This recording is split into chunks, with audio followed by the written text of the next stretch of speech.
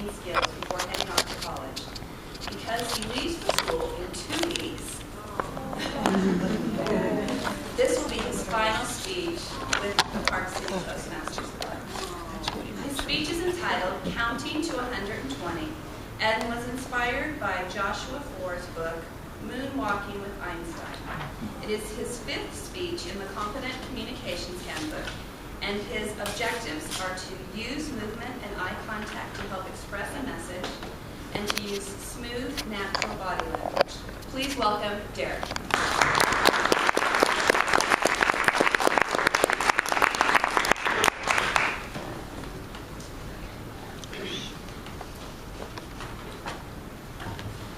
What if I told you you could live your life longer without exercising, dieting, or changing any major way you live your life?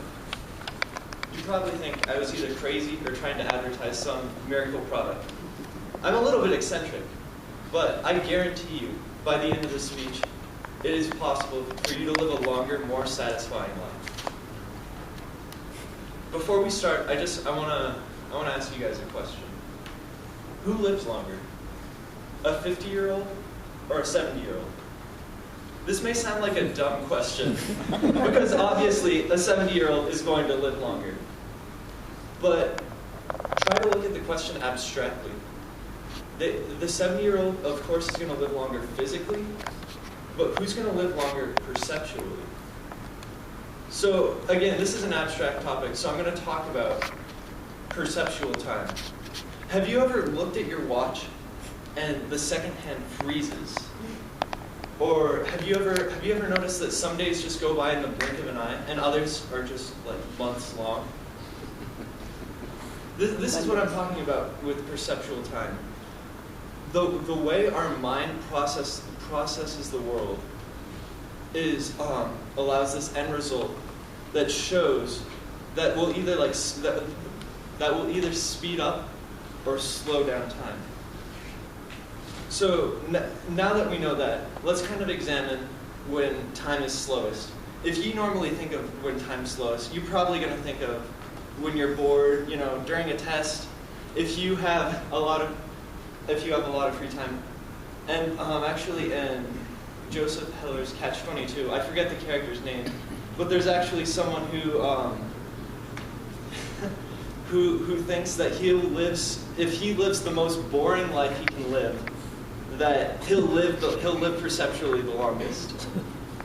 I thought that was really funny.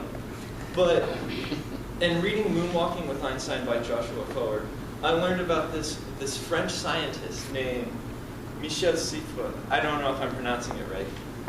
But he did the ultimate feat of boredom. He went and lived in a cave for 2 months below the ground. He had no clock, no time, and he just lived in a cave. What his main thing he was studying was the human biological clock, to see if without sun, if humans would still respond to a 24-hour biological clock. What he ended up learning is he did a couple of experiments, such as counting to 120, which is 2 minutes, and he tried to count to it as 1 digit per second, with 1 digit per second. Does that make sense? So it should be 2 minutes long. What he found is he timed himself as he did it, and it ended up taking 5 minutes. In his perception, that would be 2 minutes. So if that makes sense, because he was living in this monotonous cave with nothing going on, time actually, instead of going by slower, it went by faster. And this was further backed up when he was told to leave from the cave on September 14th. He thought it was still August 20th, which means so what that means, and why that is important, is because he thought he still had another month before he left. There's further evidence backing up that monotony leads to your life passing by quicker.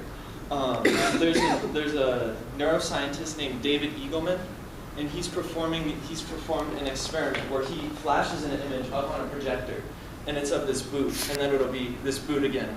and it'll be a boot again, and it's all even times. Then he'll flash a different image, and it'll be for the exact same time period, but everyone thinks it's substantially longer because there's variance. This is so interesting. Now, and I think published in 1890, the psychologist William James actually wrote about the study of perception, and he talked about why children as you're a child, it seems the world or time seems to go by slowly. As a child, of course, everything is new. Hour by hour, you experience cognitively or physically something you've never seen before. So you just look at it with delight and just a little bit of a sense of.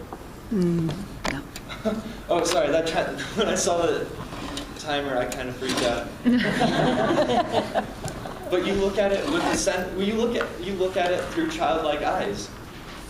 Everything is new. So what I'm trying to say is that variance is what leads to a longer life perceptually. So I challenge each and every one of you today to do something different. Go to something that you haven't done before. Even if you do the same thing, like go to work today, try and experience it through childlike eyes. Try. Another thing you can do is never stop ceasing to learn. Feel the fear and just do something great. Do something great.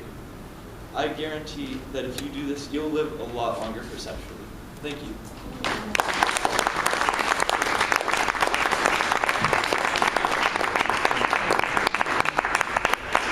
Thank you. Great speech. I'm going to miss you when I'm not with your mom. Don't even get me started.